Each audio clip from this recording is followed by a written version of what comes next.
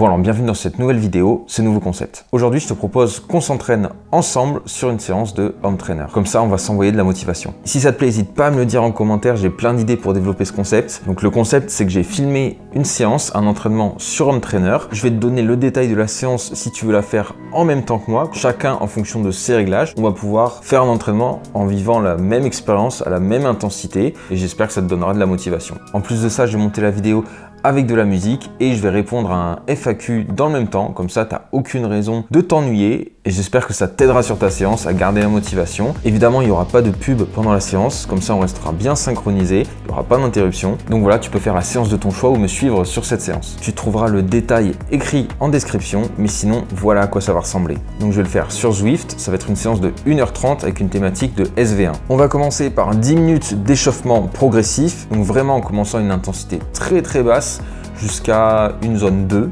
Ensuite, on continuera l'échauffement avec 10 minutes de zone 2, toujours pour chauffer un petit peu. Et puis, on partira sur 5 fois 10 minutes à SV1 avec 3 minutes de récup, zone 1. SV1, c'est le premier seuil ventilatoire, donc c'est à peu près ce que tu es censé tenir sur un Alpha Ironman, par exemple, à vélo. Donc ça peut être un peu technique, c'est quelque chose qu'on mesure précisément en labo ou avec pas mal d'expérience. Le SV1, en général, il correspond à un milieu de zone 3. C'est une intensité voilà, que tu peux tenir pendant des heures et des heures. Donc si tu connais ta puissance à SV1, tu mets ça. Si tu la connais pas, je te recommande de mettre plutôt une estimation un peu en dessous de ton allure de course. Tu n'es pas obligé d'être toujours à une puissance où tu es limite à exploser. Tu peux être un cran juste en dessous, faire une séance de qualité et tu vas quand même développer tes qualités. Après ces intervalles, on fera 5 minutes de récup, retour au calme et ce sera terminé. Je te laisse préparer ta séance. 80% des gens qui regardent mes vidéos sont pas abonnés. Si tu veux soutenir mon travail, si tu apprécies mes vidéos, pense à t'abonner. C'est vraiment quelque chose qui m'aide à avoir du poids pour développer ce projet, avoir des partenariats, être de plus en plus ambitieux dans mes productions de vidéos. Voilà, tout repose sur ton soutien. Donc si tu en as envie, n'hésite pas à cliquer sur le bouton de s'abonner. Bon alors, aujourd'hui on va partir sur une séance de home trainer. Donc c'est des séances que je fais pas mal en ce moment parce que je trouve que je progresse beaucoup. C'est des efforts qui sont bien réguliers, où il n'y a pas d'histoire de virage, de feu rouge, de pente où on relâche l'effort, etc. Et je trouve que c'est vraiment hyper bénéfique pour l'entraînement. Voilà, moi je passe pas mal de temps ici, chez moi, sur mon home trainer. Je vais vite fait faire mon setup. Mon home trainer ici, c'est un Wahoo Kicker Core. C'est l'entrée de gamme des home trainers Wahoo. Dessus, je mets mon vélo de chrono, donc pourquoi pas un mulet, même si oui c'est pas super de mettre les vélos sur home trainer par rapport à l'usure, c'est parce que en fait c'est l'effort qui se rapproche le plus d'un effort de course pour moi, ou c'est un effort constant. C'est important pour moi de travailler ma position d'effort sur le même vélo que pendant la course. Dessus je mets une serviette parce que on transpire et il y a des serviettes qui existent aussi pour le cas ici. Moi ce que je fais c'est que dans tous les cas après la séance je nettoie mon vélo, donc ça me gêne de mettre un truc entre les jambes, donc voilà, pas de souci. Je prends une deuxième serviette pour m'essuyer, pour être plus à l'aise. Je prends une gourde d'eau et une autre gourde où je mets une boisson glucidique isotonique. Combien c'est de glucides, tout ça.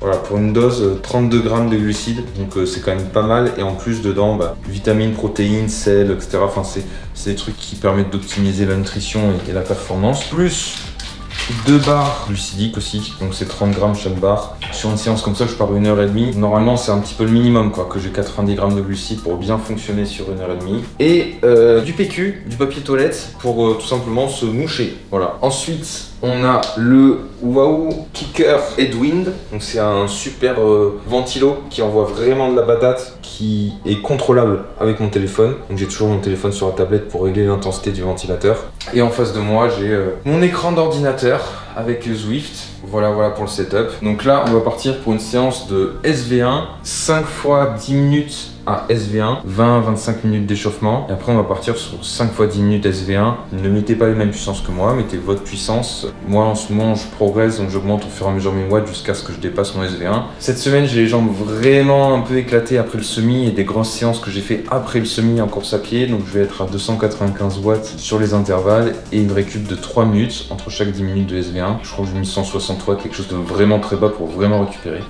Donc voilà, je vous mets dans tous les cas le résumé de la séance si ça vous intéresse de la faire. Puis on va partir. Ah, dernier équipement que j'ai oublié aussi, j'ai ça. Donc c'est un nouveau truc que j'utilise. Là, c'est la première fois que j'utilise. C'est pour mon cardio, capteur cardiaque. Polar Variety Sense, je crois. J'utilise plus ma ceinture parce que je trouve que ça me comprime un petit peu la cage thoracique et je pense que je serai plus à l'aise sans avoir quelque chose qui me tient les côtes quand je respire. On va ouvrir la fenêtre et on va partir pour cette séance. Il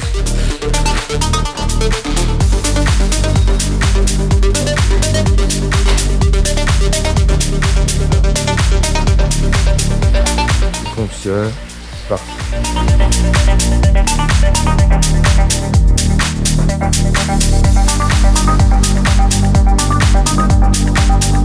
Autre petit tip pour les séances de home trainer, parce qu'un des gros problèmes sur home trainer, c'est quand même d'avoir mal aux fesses en fait, hein. C'est pas tellement, oui ça fait mal c'est un effort, ça fait mal aux cuisses, c'est des efforts cardiaques et tout. Mais on a quand même mal sur l'assise, entre les jambes ou aux fesses ou quoi, à force d'être sur la selle sans que le vélo bouge. Et moi un truc que je fais maintenant, tout le temps, toutes les séances qui dépassent 45 minutes, c'est que je mets de la crème anti-friction entre les jambes. Et en fait ça me règle tous mes soucis de selle quoi. J'ai plus bon, à la fois j'ai pas d'irritation et à la fois j'ai plus mal je sais pas, aux os et aux muscles autour de la selle quoi. Donc voilà, le conseil c'est vraiment pour home trainer, mettez de la crème anti-friction. En tout cas pour moi ça a marché. Voilà. Donc là on est sur un échauffement. J'ai mis une montée en puissance toute progressive pendant 10 minutes. Donc là vraiment, moi c'est ce que je fais à chaque fois. Comme ça je me brusque pas musculairement ou quoi. Donc là on est vraiment à 95 watts quoi. Et ça monte progressivement. C'est vraiment pour commencer à s'activer après une journée de boulot. Là j'étais assis à mon ordinateur donc l'idée voilà c'est de commencer à se réveiller, à bouger les jambes et après on attaquera l'entraînement quoi.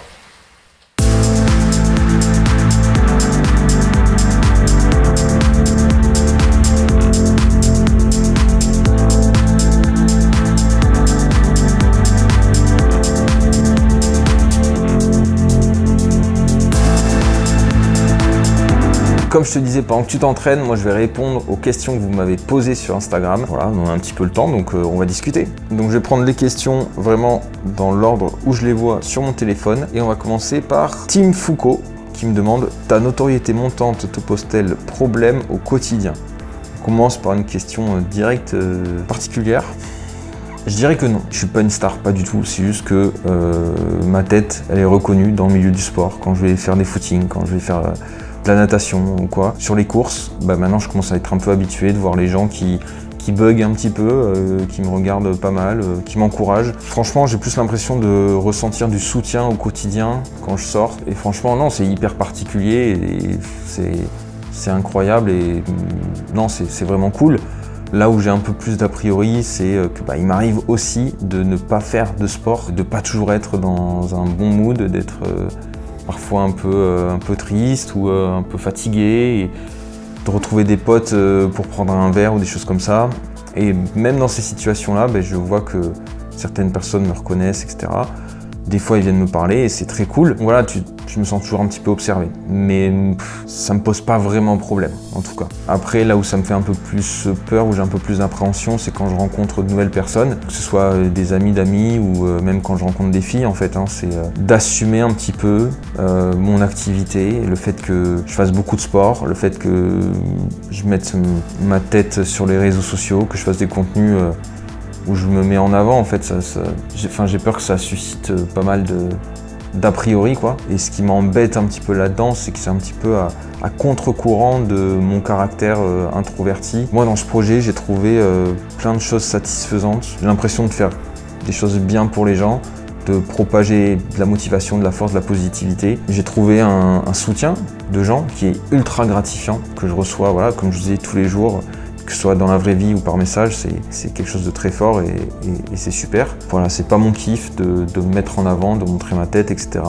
Comme je le dis souvent, je préférais être totalement inconnu au bataillon, performer sur des courses, que l'inverse. Avoir des milliers d'abonnés sur Instagram et être une merguez quand je fais des courses, quoi. Mais bon, voilà, pour répondre à la question. Ça me pose pas de problème, c'est juste un truc, c'est un truc que j'ai en tête à gérer. Je suis toujours conscient qu'on peut me reconnaître un petit peu à tout moment et c'est pas...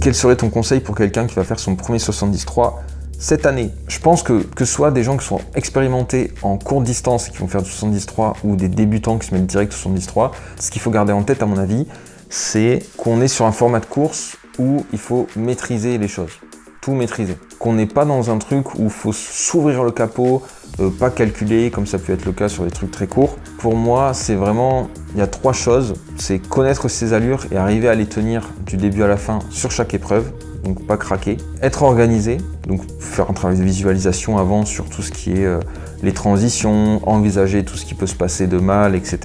Rester calme dans toutes les circonstances, faire les bons gestes en transition, avoir les bons éléments aux bons endroits pour, sans se précipiter, arriver à être efficace. Et le 3e truc, c'est la nutrition vraiment du début à la fin.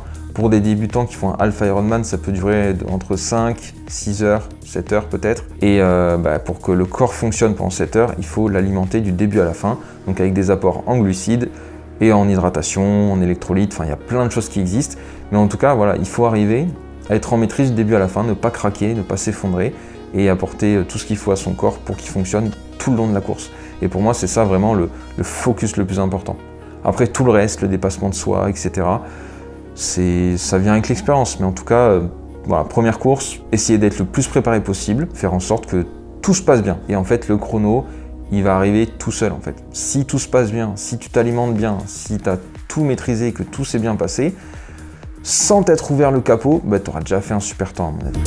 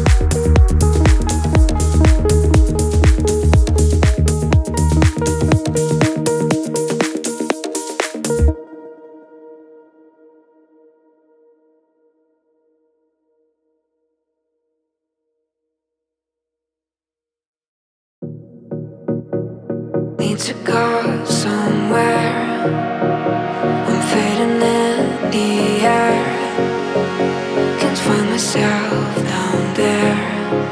Quel vélo de route pour un débutant en triathlon, moins de 500 €? Question de Mama BRLX. C'était un petit peu mon cas au début quand j'ai commencé le triathlon. Pour moi, l'idée c'est d'acheter un vélo de route d'occasion. Moi j'avais acheté un vieux vélo de route de 2007, donc c'était un vélo qui avait 15 ans et je l'ai gardé pendant un bon moment. Je l'ai gardé jusqu'à ce que vraiment je vrille dans ma tête à vouloir être le plus compétitif possible. Mais sur mes premiers halfs et tout, j'avais ça, un vélo de route, j'avais mis les prolongateurs dessus. Quand tu commences, il n'y a pas besoin d'avoir de DI2, il n'y a pas besoin d'avoir de carbone, il n'y a pas besoin d'avoir des trucs très chers. Tu as juste besoin d'un vélo qui fonctionne, mécaniquement ok, et voilà quoi. Et donc ouais, pour 500 €, bah, tu peux avoir un bon petit vélo d'occasion quoi. Moins de 500 €, ça commence à être compliqué, mais pour moi 500 €, tu peux acheter un vélo de route d'occasion et voilà quoi.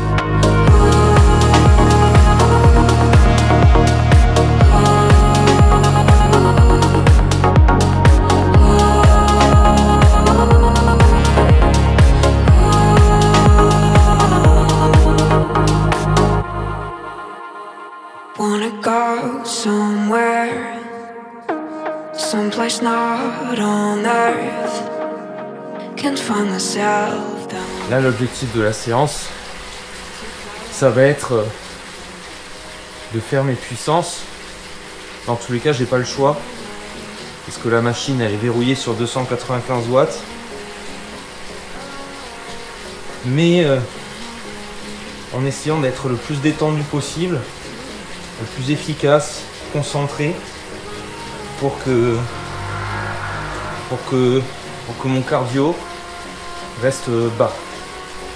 En tout cas, il ne faut pas que mon cardio dépasse 155 BPM, parce que voilà, mon seuil, mon SV1, il est à 155-156. Mais en fait, si je bascule au-dessus de ça, ça veut dire que la puissance est trop importante et que je pourrais pas le tenir dans tous les cas sur un half. Là, je suis pas serein cette semaine parce que je suis quand même un peu entamé là, musculairement et tout. Le semi c'était cool, mais ça m'a quand même laissé un peu des traces parce que j'avais beaucoup de taf en dehors de la course sur le week-end à Paris et tout. Et qu'on a direct enchaîné avec des grosses séances, notamment hier 4 fois à pied, 4 fois 3 km SV1. C'était une séance hyper cool, hyper sympa à faire, mais qui attaque un petit peu les jambes. Donc on va voir. Je vais essayer de parler, de commenter un peu tout ça, mais je vais aussi essayer d'être concentré pour rester sous mon SV1. Donc voilà.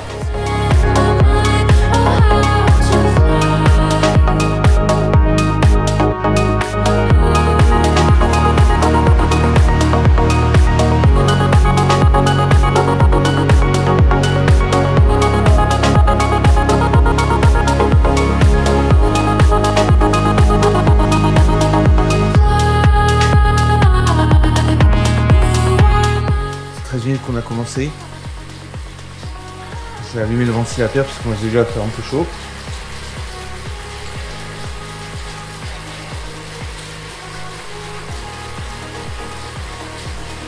Et je vais essayer de tout le temps garder ma position sur le prolongateur.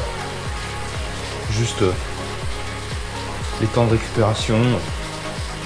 Pour un peu mieux respirer, je me mettrai sur les cocottes. Je me relèverai. Et sinon voilà. Donc là encore 6 minutes à 190 watts. Donc tout tranquillou. Et après, on partira sur les intervalles SV1.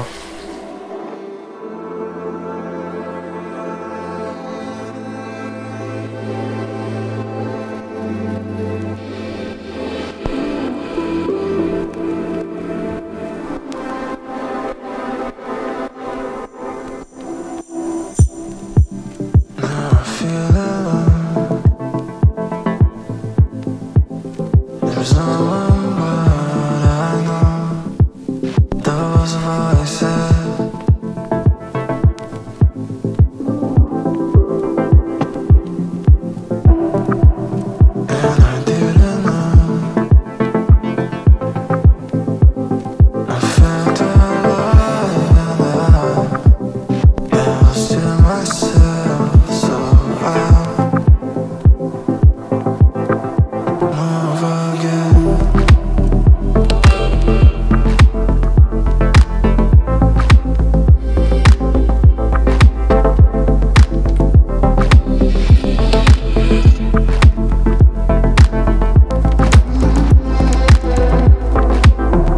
Comment tu fais pour être toujours motivé et tenir tes objectifs? Adrien, 3134.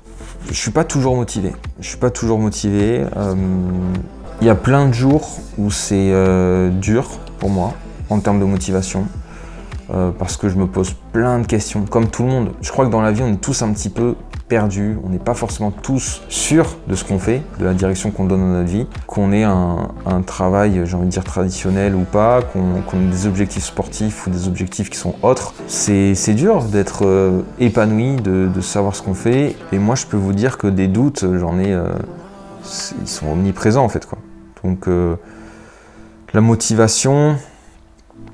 Il y a des jours où je l'ai pas et je me demande un petit peu qu'est-ce que je suis en train de fabriquer avec tout ça. Ce que j'essaye de me rappeler pour rester motivé, c'est que quand j'ai commencé à m'entraîner, quand j'ai commencé à faire du triathlon, quand je me suis inscrit à mon premier Alpha Ironman, je me disais waouh, si j'arrive à terminer un Alpha Ironman, ce serait incroyable. Et quand j'aurai 80 ans, quand je serai vieux, je me dirais que j'en serais fier, quoi. Je serais fier d'avoir accompli ça, d'avoir terminé une course, parce que c'est quand même fou, quoi, de faire une course qui dure 4 heures, de la natation, du vélo, un semi-marathon à la fin, c'est fou. Et comme j'ai été ultra motivé avec ce premier objectif, je me rappelle de mes objectifs actuels.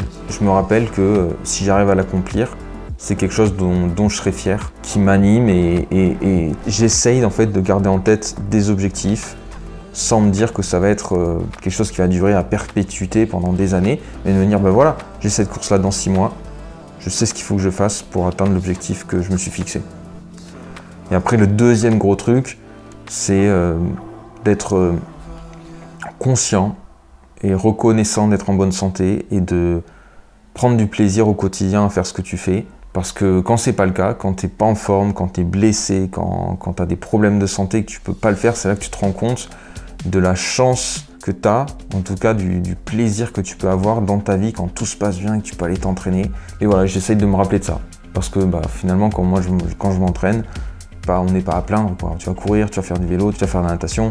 C'est quand même trop cool, quoi. Donc ma réponse courte là-dessus, ce serait je prends un petit peu de recul sur tout ça et je me dis que c'est vraiment une super opportunité que j'ai de pouvoir m'entraîner, de pouvoir viser des objectifs comme ça et d'avoir le luxe de me passionner pour ce sport-là et de m'entraîner de cette manière-là, quoi. Voilà, quand tu prends du recul dans la vie et que tu vois tout ce qui se passe dans le monde, quand ton problème c'est de ne pas avoir la motivation pour aller courir, c'est que tout va bien dans ta vie, quoi.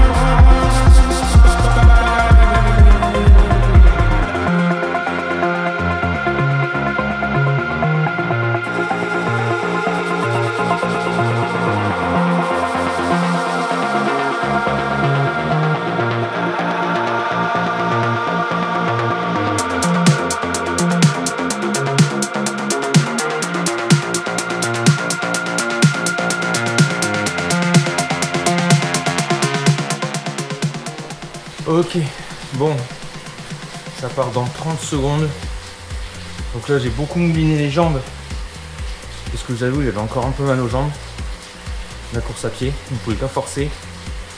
Mais là l'idée, pour garder un cardio relativement bas, c'est que je vais essayer de passer à 85 tours par minute. Pour être un peu plus tranquille. Et moins faire monter le cardio. Allez, 5 secondes et on part pour 10 minutes.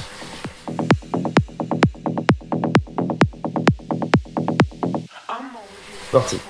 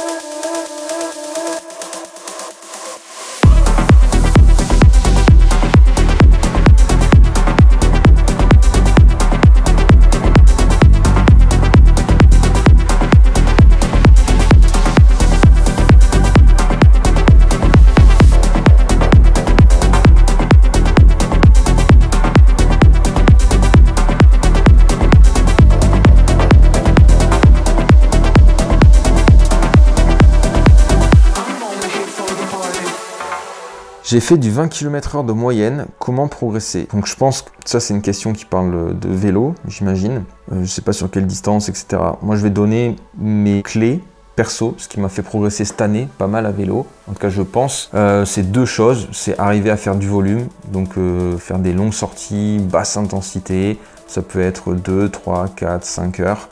Et voilà, basse intensité, juste passer du temps avec un rythme cardiaque qui est un peu décollé à zone 1, zone 2. Et voilà, et du coup ça aide à se développer en termes de cardio et même en termes musculaires.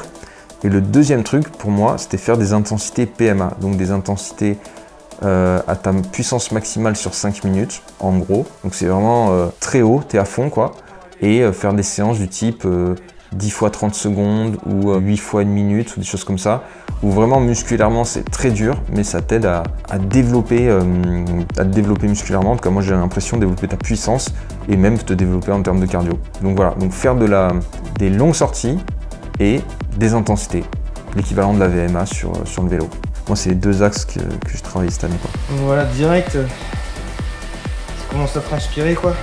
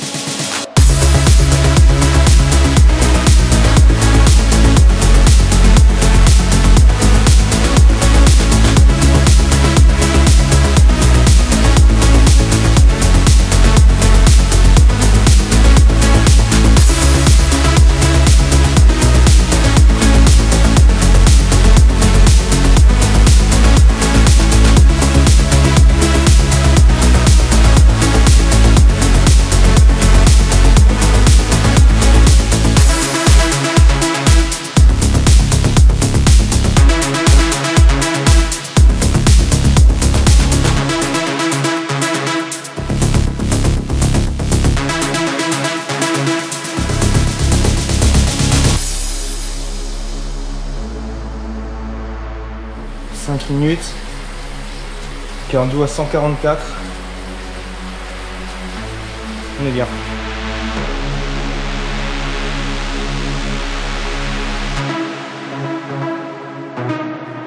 Alex qui me dit, penses-tu passer pro un jour? Est-ce que t'aimerais bien?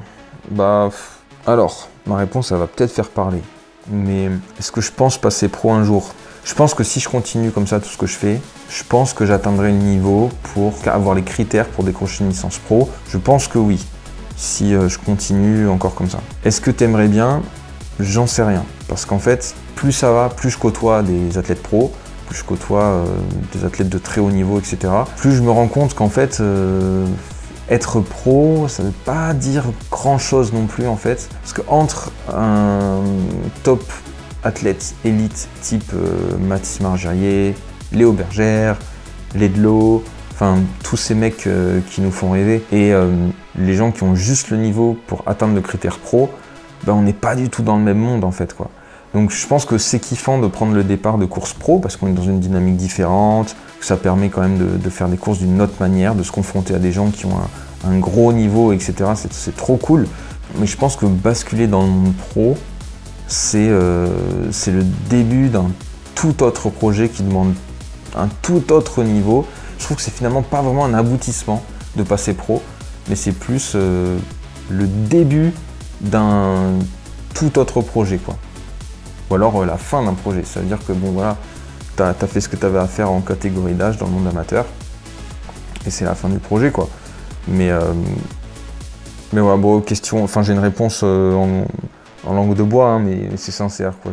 Je sais pas. Comme j'essaie de me fixer des objectifs plutôt court terme, moi. Voilà. Donc là, c'est vraiment, j'ai des objectifs fin de saison, mais pas tellement, je vois pas tellement plus long terme que ça, quoi.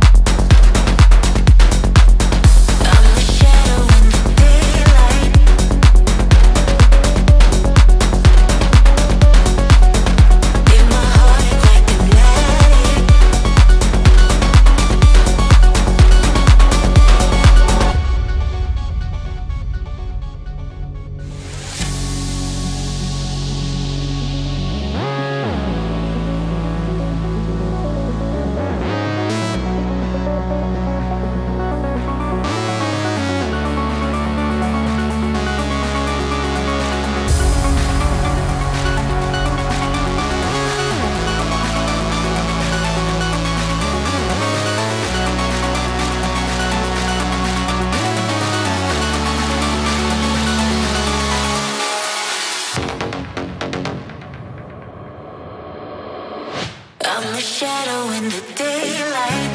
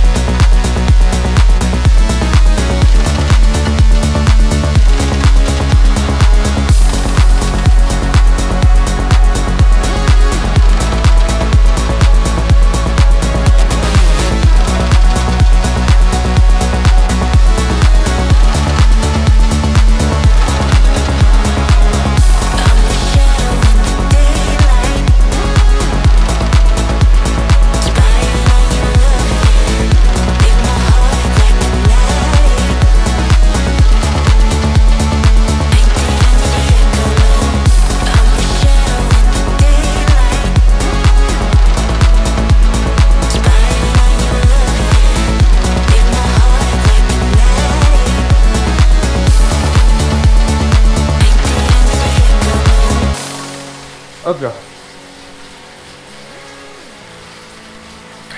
Premier intervalle, Terminé. in my heart like an addict. Donc là, je vais me dépêcher de m'alimenter. Pouvoir récupérer après.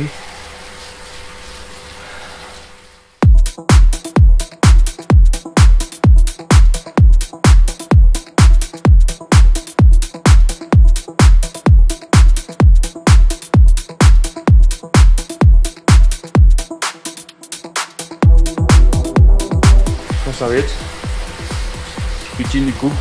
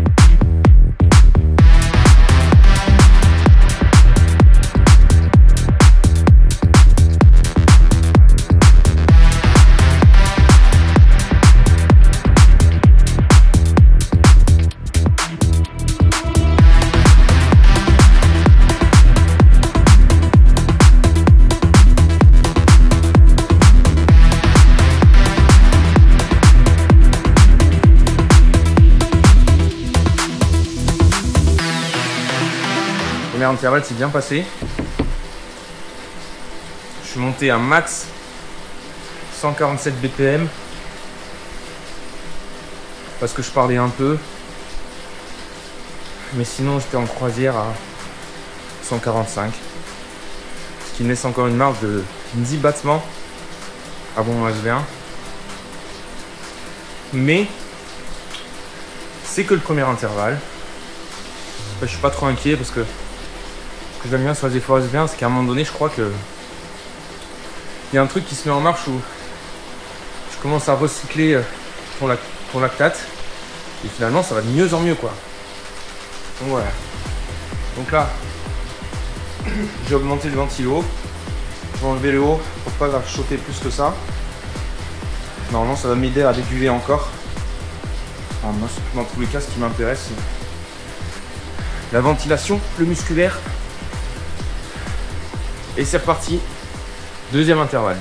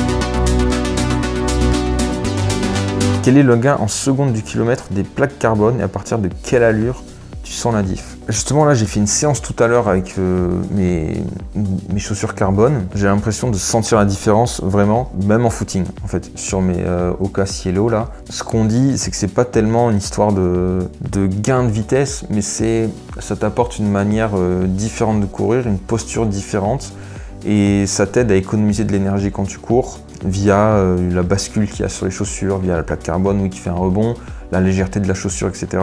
On dit que si tu fais des courses et que tu cours pas plus vite que 4 du kilomètre, c'est un petit peu... c'est pas forcément hyper utile d'être en carbone.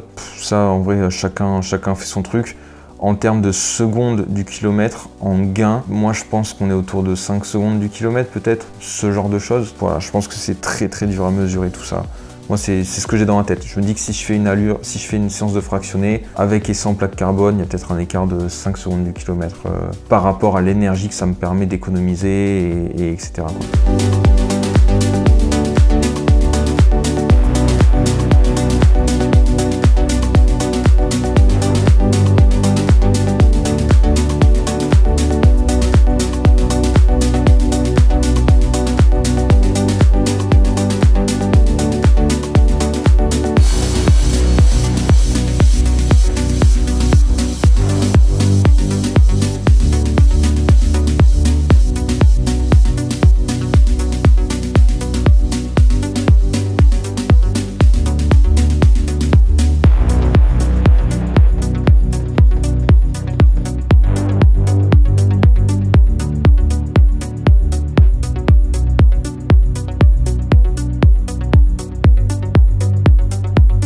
Pourrais revenir sur ton premier tri ou quand prépa matos résultat. Ok, je vais essayer d'aller vite. Mon premier tri, je me suis inscrit au Half de Marbella, c'est vraiment mon premier objectif. C'était en mai 2022, je crois, donc c'était il y a un peu moins de 3 ans.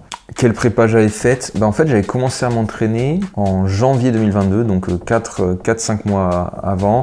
J'étais parti en vacances au Mexique pendant 3 semaines, voir un pote, etc. La prépa était pas ouf, mais je m'étais vraiment passionné par l'entraînement et j'avais vraiment, il y avait eu vraiment un switch quand j'ai compris que des entraînements à basse intensité, des footings, des sorties tranquilles et tout, me permettaient de progresser beaucoup en fait. Et pour moi, c'était vraiment un déclic parce que j'étais comme tout le monde, je connaissais rien à l'entraînement. Avant, quand je faisais des footings, je partais une demi-heure, je m'ouvrais le caisson et j'étais claqué au bout de 5 km, etc. Et j'ai découvert une méthode d'entraînement du coup plus raisonnée où tu fais plein d'entraînements à basse intensité et finalement ça te permet d'arriver à tenir des allures rapides en course. Bon, évidemment mêlé à d'autres types d'entraînement, etc. Mais moi c'était vraiment un gros déclic de maîtrise d'entraînement, avoir des allures raisonnées et de quand même progresser beaucoup. C'était vraiment cool. Je m'entraînais tout seul, j'avais regardé des vidéos à l'époque de Iron Human, je regardais un petit peu tout ce qui se faisait, les Lionel Sanders, les plein d'athlètes pros. J'avais essayé de construire mon petit truc parce que j'avais un travail, je travaillais beaucoup à cette époque-là. Matos, j'avais quoi? J'avais une combinaison premier prix Orca, j'avais des Bondi 7, je crois, des Hoka Bondi 7, des grosses chaussures bien lourdes. En vélo, j'avais mon vélo d'occasion, un Trek Madone de 2007, donc un vieux vélo. Résultat, ça s'était bien passé, j'avais vraiment kiffé faire la course et je crois que j'avais fait en temps, je sais plus, c'était à Marbella, donc une course avec pas mal de dénivelé, je sais plus, j'avais dû faire 5h15, 5h20, quelque chose comme ça, je crois 17e ou 15 ou 17e de ma catégorie d'âge. Et voilà, j'étais super content, super fier, et c'est ça que je me suis dit, en fait peut-être que le triathlon, c'est peut-être un sport qui me convient quoi.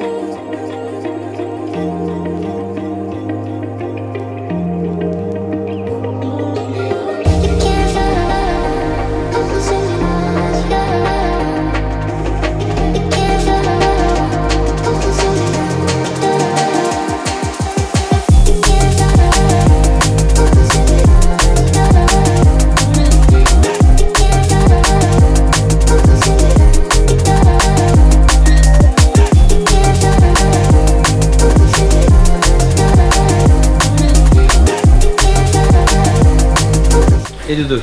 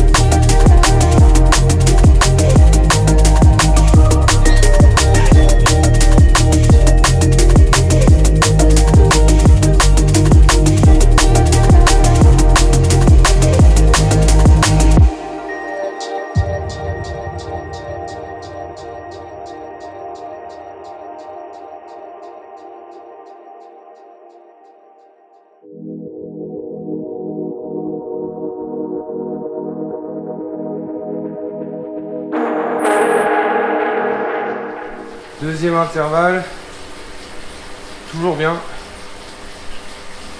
Ouais, j'étais plus autour de 147 BPM. Donc ça me va. On est encore bien en dessous du SV1. Donc voilà. Maintenant, là, je vais me concentrer.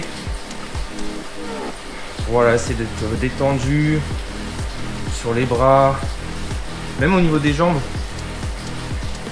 Ne pas être trop crispé. Enfin, en fait, essayer d'y penser, quoi.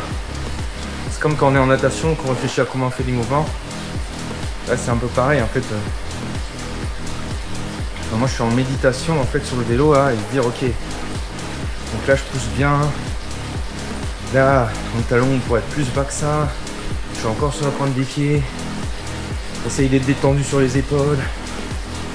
Ce genre de choses, quoi. Allez, 10 secondes, on part pour le troisième.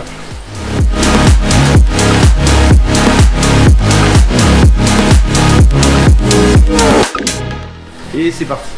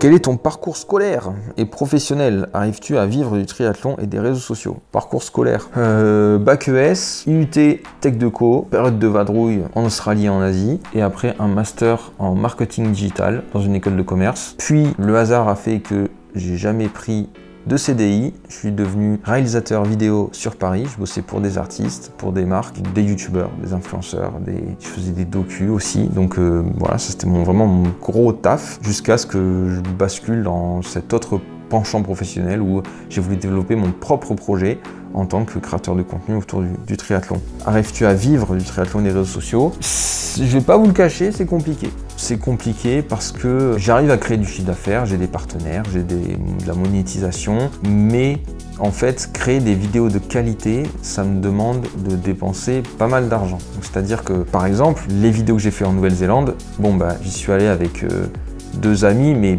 2 personnes avec qui je travaille. Donc, c'est des gens que je dois rémunérer. Je dois payer les billets d'avion, les hébergements, la nourriture. Enfin, voilà, ça représente beaucoup d'argent de mettre à disposition les moyens pour faire ces vidéos-là. Pareil, quand on fait des vidéos de qualité qui sont filmées avec une caméra de qualité comme celle avec laquelle je suis en train de filmer là, et que il me faut me filmer en train de courir ou faire du vélo, ou faire de la piscine, et la personne qui est là, elle n'est pas là bénévolement, je la paye. Donc en fait, il y a beaucoup de frais derrière ces vidéos-là et c'est assez dur de gagner beaucoup d'argent dans ce projet-là pour l'instant, quoi. Mais bon, je considère que c'est en construction. Tout se développe de plus en plus, il y a de plus en plus de partenaires qui me font confiance et je suis optimiste pour la suite, quoi. Mais en tout cas, vous dites pas que c'est facile financièrement, c'est énormément de boulot, franchement. Et il y a des jours où vraiment je me dis, mais voilà, j'ai envie d'arrêter, de prendre un taf, d'avoir un salaire, de plus être stressé pour l'argent et voilà, quoi. Mais bon, en vrai, ça me passionne, ça me fait kiffer et tout, mais c'est compliqué. Pas facile, pas facile.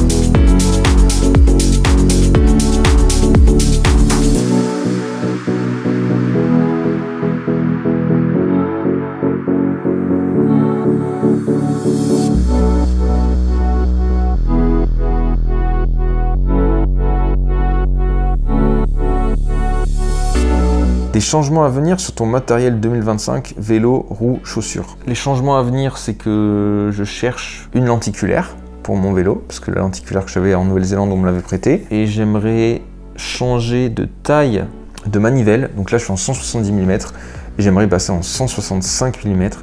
Mais il y a vraiment une rupture de stock, c'est hyper dur à trouver. Donc bon, je suis dessus là, je suis en train de gérer ça.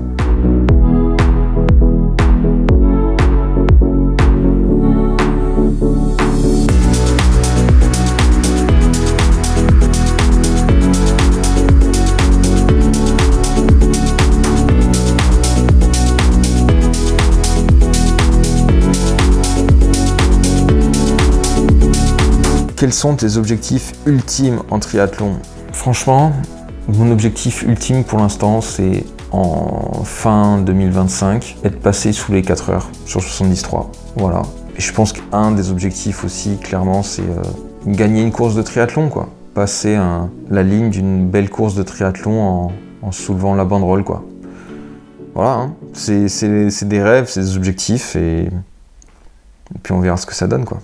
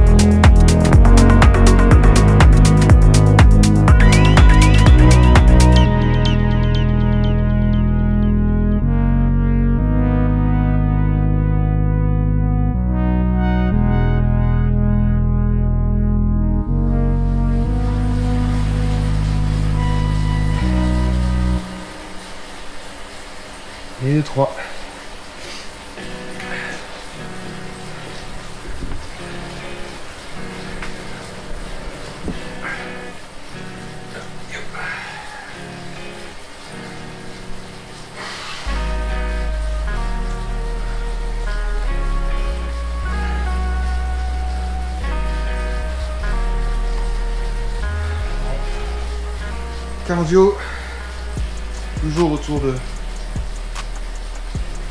147, je crois. Bon, tout va bien.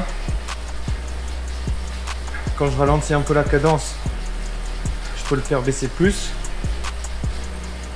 Mais bon, cette semaine musculairement, je suis un peu trop entamé pour pédaler en force. Donc je reste sur 90 tours par minute en fait. Mais ça va très bien vu que je suis bien en souple USB1. Donc je suis content, ça vient vraiment confirmer encore que il y a des gros progrès.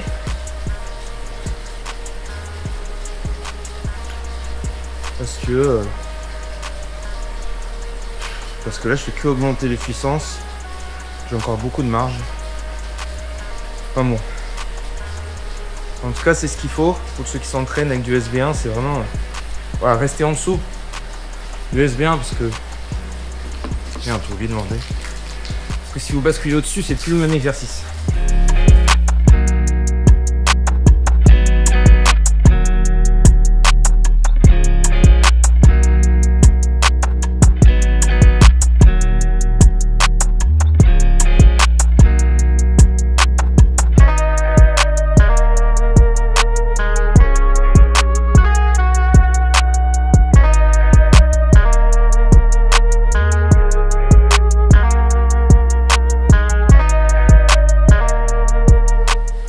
Vraiment un sport de gogol.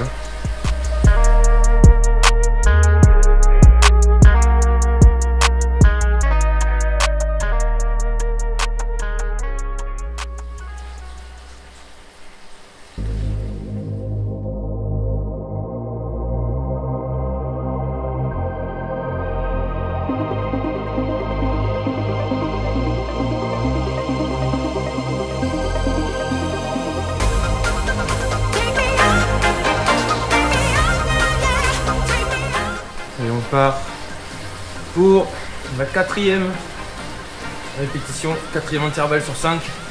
Parti!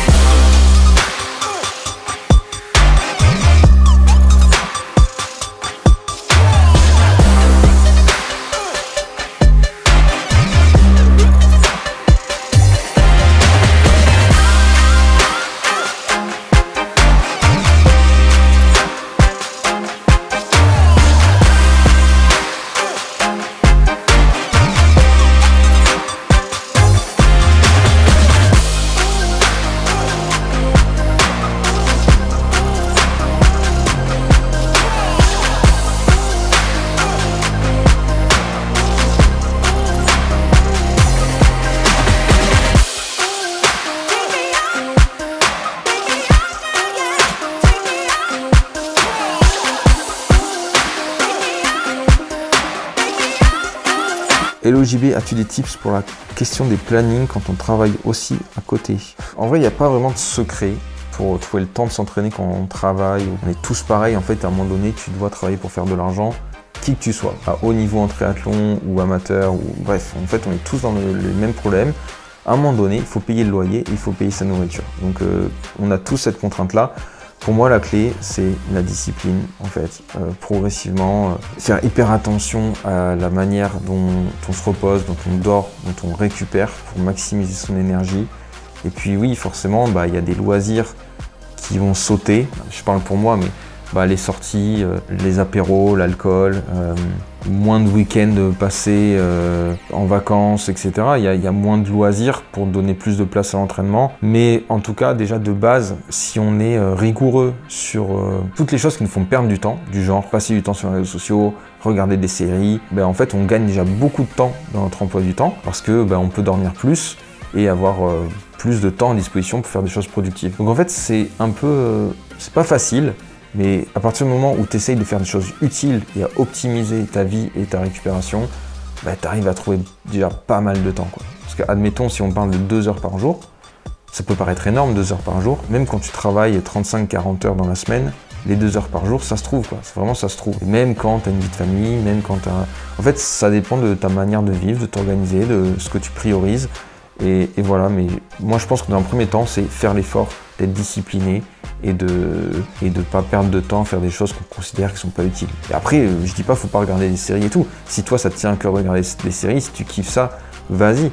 Mais je pense que dans ta vie, il y a des choses que tu fais où tu sais que tu es en train de perdre du temps, que ça te sert à rien et en plus que tu n'apprécies pas plus que ça. Mais toutes ces choses-là, tu les fais sauter et tu vas voir, tu vas trouver beaucoup de temps dans tes journées, quoi.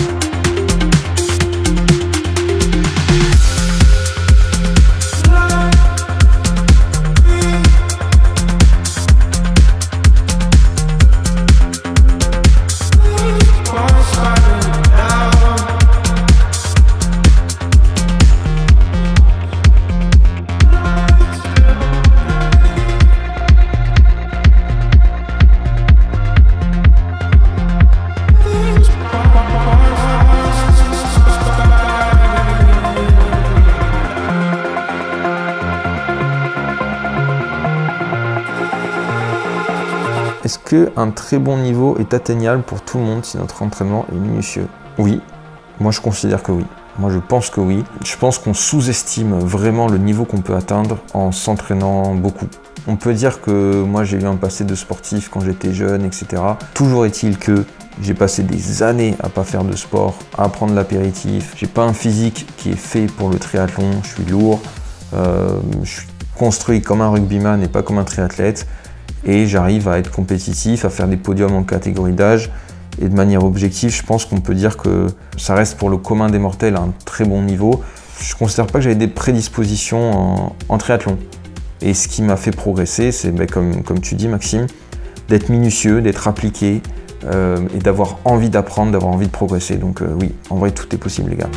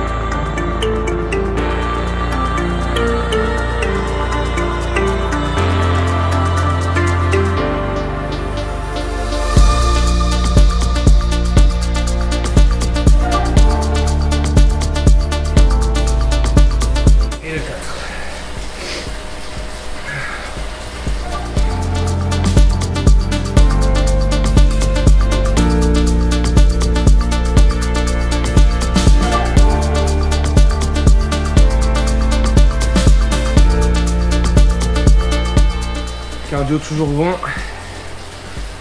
147.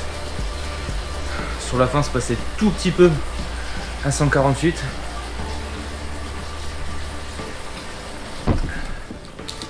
C'est normal. C'est mine de rien, il y a quand même un peu de fatigue. Mais bon, on est toujours au bon. Je mange parce que à partir d'une heure, on a quand même besoin de refaire son plein de glucides.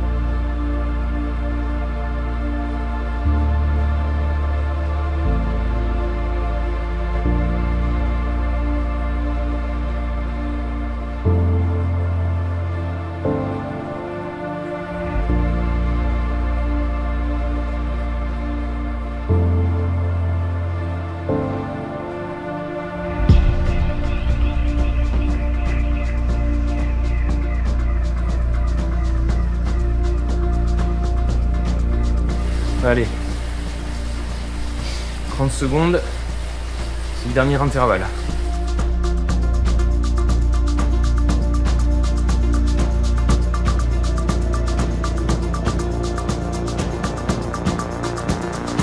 Et après, je crois que ce sera la dernière intensité de la semaine. Stock orientation. On s'applique. Et 3 secondes, c'est parti.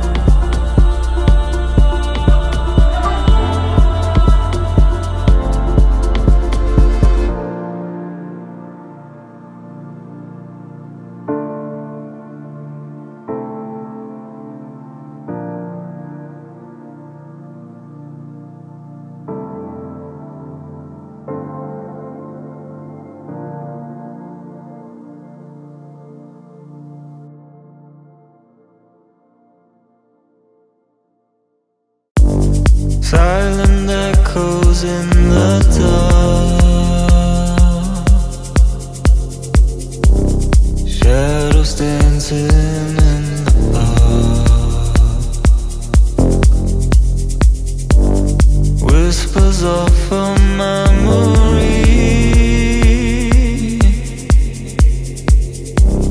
lost in time and mystery. But you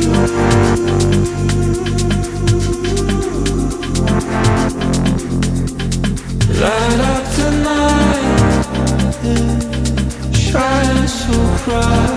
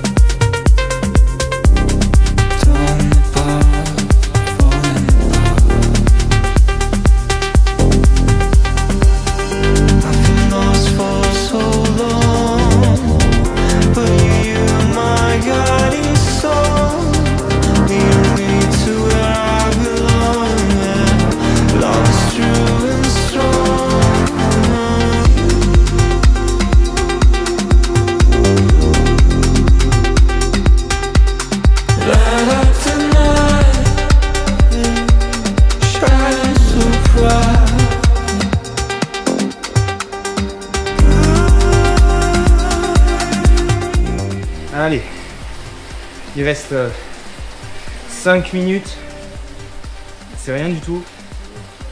On a déjà fait 45 minutes d'intensité là. 5 minutes, c'est cadeau. C'est facile. De toute façon, on n'a pas le choix. For so long, but you're my guiding star. Quel est ton meilleur souvenir en tri? Je pense que c'était au Sables d'Olonne 2023. C'était une période assez sombre pour moi parce que problème personnel, c'était très compliqué dans ma vie à ce moment-là. J'étais allé au Sables d'Olonne tout seul, en mission. Vraiment, ça faisait des mois que je m'entraînais en me disant que je voulais me qualifier au championnat du monde dans ma catégorie d'âge. Voilà, je sais pas, j'étais très focus, très froid dans ma tête et j'étais juste là pour faire ce que j'avais à faire, exécuter le plan. En arrivant là-bas, en fait, c'était un peu la première fois que je percevais cette petite notoriété des réseaux sociaux et je croisais plein de gens qui m'envoyaient de la force, qui me remerciaient pour les contenus que je faisais, etc. C'était fort, c'était assez fou que j'étais tout seul et en même temps, je me sentais vraiment soutenu. J'ai fait la course. Pareil, en étant outsider dans ma tête. Je me disais pas que ça allait le faire, mais je voulais juste exécuter du mieux que je pouvais et tout donner. Sur la course, pareil, j'ai reçu beaucoup de soutien. Enfin, j'étais hyper surpris parce que voilà, au bord du parcours, du vélo, de la course à pied, il y avait beaucoup de gens qui m'encourageaient comme si j'étais un triathlète pro. Enfin, c'était fou. Et ça m'a donné beaucoup de force et ça m'a permis de sortir une belle course et de me qualifier pour les championnats du monde dans ma catégorie d'âge. Donc c'était un moment très particulier parce qu'à la fois j'étais venu sans mes proches, seul, je voulais être concentré, j'étais pas là pour rigoler on va dire, et en même temps, de manière inattendue, j'ai reçu énormément de soutien de vous.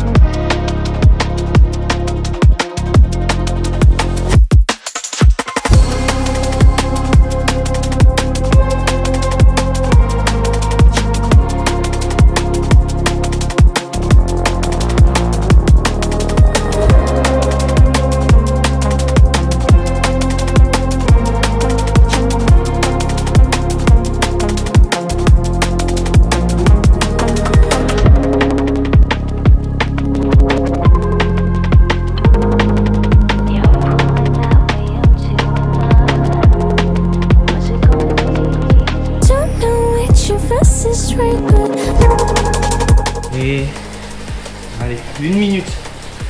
Là, c'est pour le plaisir.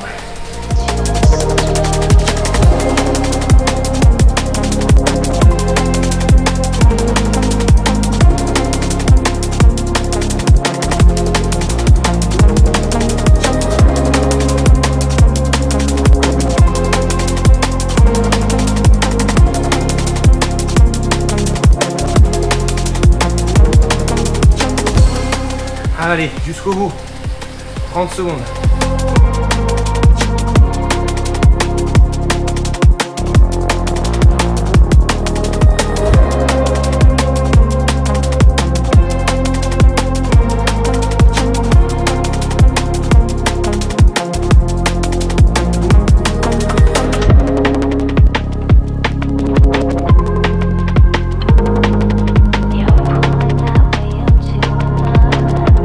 Let's go.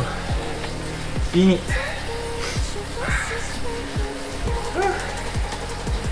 Bon.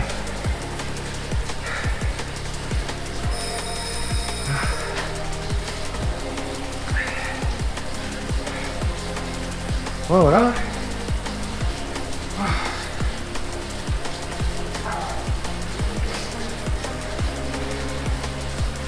C'est quand même une bonne séance, mais c'est tout dans la tête parce que physiquement, les SV1, on est large capable de le faire. C'est juste à croire en soi, à être appliqué, concentré, ça passe. Là, je suis content. Cardio stable. Dernière rep, je suis monté jusqu'à 148. Donc très content. Encore bien en dessous de mon SV1. Donc voilà. Hein. C'est bien, on va continuer d'augmenter les puissances. Puis voilà. Donc là je termine. Il me reste encore 1 minute 30 de récup sur les 3 minutes de récup là. Et puis après 5 minutes tout doux encore, 160 watts. Juste pour faire circuler un peu le sang avant de couper.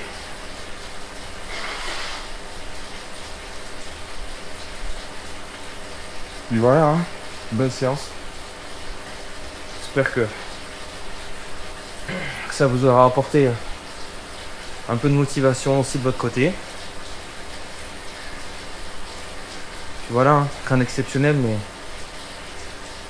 ce travail d'abruti là, tout seul sur son entraîneur, moi je suis convaincu que ça fait vraiment progresser, qu'une fois sur la route, une fois sur les courses, ce travail hivernal va payer. Donc voilà, on s'accroche. Voilà, après l'entraînement, bien boire, bien s'alimenter, c'est 50% du travail quoi. Pendant l'entraînement on se détruit, et pendant la récup le corps se reconstitue et progresse. Donc il faut surtout pas négliger cette phase là, tout aussi important que l'entraînement, voire plus. Donc voilà. Allez, encore 5 minutes 30 kg et ce sera bon.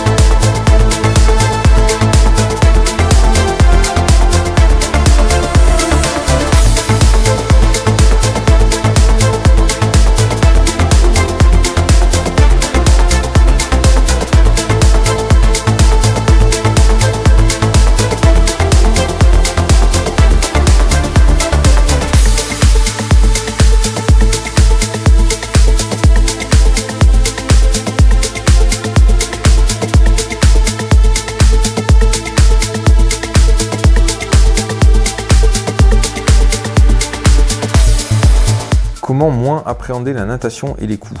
Merci pour ton contenu. Surtout quand on commence, mon conseil en natation pour les mass start, etc., c'est de ne pas se mettre en plein milieu. Voilà, d'accepter peut-être de partir plus sur le côté ou plus derrière pour avoir moins de stress et mieux poser sa natation et que ça se passe de manière plus détente, quoi. Autre stratégie pour les gens qui ont un peu plus d'expérience et qui ont un bon niveau en natation, ce que j'ai fait l'an dernier, par exemple au Triade Brest en Bretagne, être confiant et se mettre devant, mais par contre envoyer un gros départ, faire un sprint le plus vite possible sur 100-200 mètres pour vraiment se dégager devant et après se calmer et poser une natation. Donc en fait pour moi il y a vraiment les deux options, il faut juste éviter d'être au milieu du bouillon. Donc soit on se met devant et on essaie d'être dans les packs et d'être vraiment s'échapper devant pour pas être gêné, soit si on est plutôt faible en natation, bon, on se met plutôt sur le côté et on évite d'être dans la bagarre, quoi. Voilà. Surtout si c'est une source de stress, autant s'enlever le stress, quoi.